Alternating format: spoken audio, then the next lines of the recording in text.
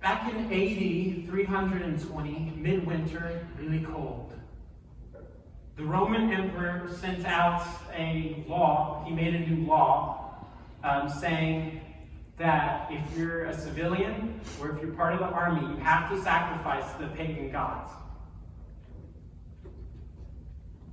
And so the commander of the 12th Legion gathers all his men. This is an elite group of soldiers, Roman soldiers. They were known for how good they were at battle. And the commander stands up in front of me. He says, "Men, the emperor has declared that we sacrifice to the pagan gods." He said, "Starting tomorrow, we sacrifice to the gods." And he went back to his tent. 2 Roman soldiers followed him afterwards, and they said, "Commander, there are 40 Christians in our legion who will have nothing to do with sacrificing to pagan gods." And the commander goes, "Oh, well, you go tell those 40 Christians that if they sacrifice to the pagan gods tomorrow, I'll give them a promotion. But if they don't, I'll hand them over for being tortured." And so those two soldiers went and they told the 40 Christians. You know what the 40 Christians did that night? They sang praises to God and they read from the Psalms. Praising God. Praise God, we get to suffer. At sunrise that morning, the commander comes out to them and says, "What's your choice?" They said, "We will not sacrifice to the pagan gods. We will not deny Jesus Christ." He said, "Okay." And so they bound them up and they took them to a nearby frozen over lake. And this is what they did. They waited till sundown.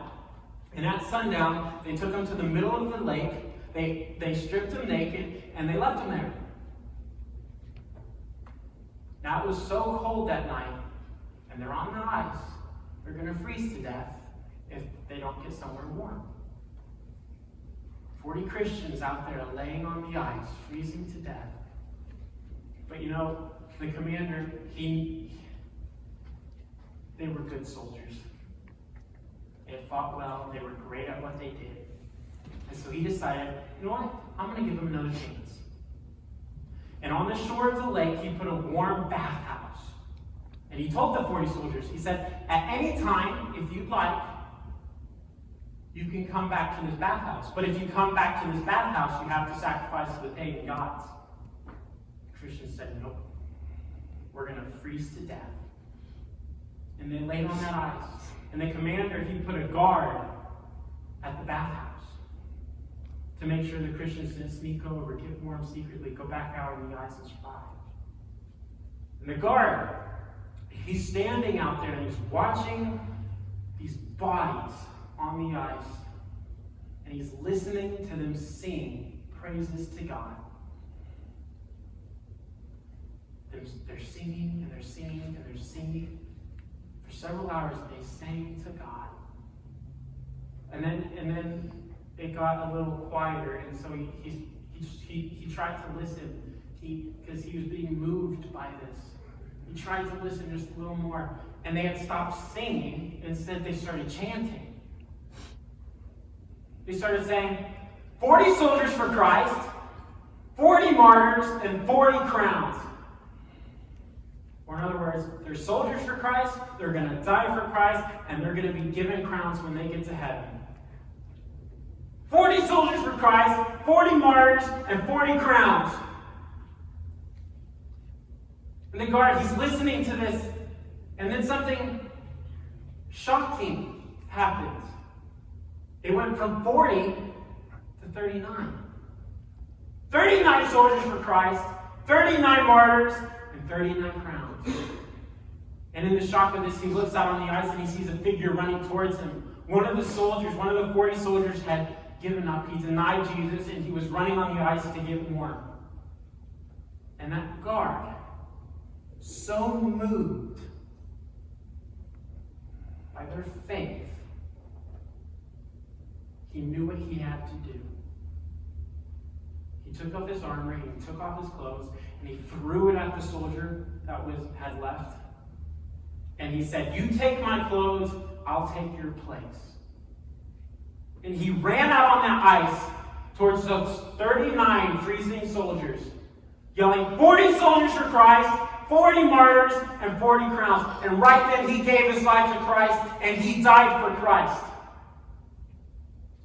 Later on the next morning, 40 bodies were found on that ice, heaped up in a pile. They died.